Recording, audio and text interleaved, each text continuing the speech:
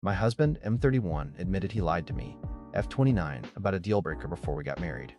About a week before we got married, I told my husband that joining the military would be a deal breaker for me. I have nothing against people who serve, but I do not want the military spouse lifestyle. I kind of suspected this may be of interest to him, which is why we had this conversation. I eventually want children, and I don't want to raise a family with the possibility of a parent being deployed, absent from military obligations, or put in dangerous situations.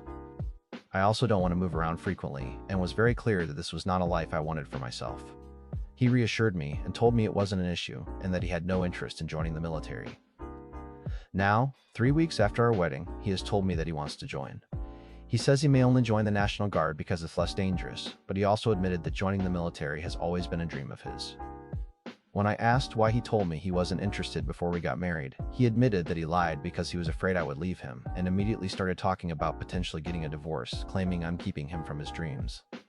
I told him that I support him pursuing the life he wants. I don't want to stand in the way of his dreams, and I know that if he gives them up for me, he may resent me for it later. I want to see him become successful at something he loves and 100% support him.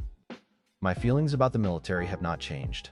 I still do not want to be a military spouse, and I still do not want that lifestyle for my future family. More than that, I'm having a hard time getting past the fact that he knowingly lied to me about something he knew was a deal breaker before we got married.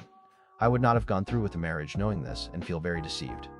I'm trying to figure out how to navigate a situation where my husband wants a future that I explicitly said was incompatible with the life I want, and where he admits he concealed that from me before we got married. How would you approach this situation, and what would you be focusing on if you were in my position?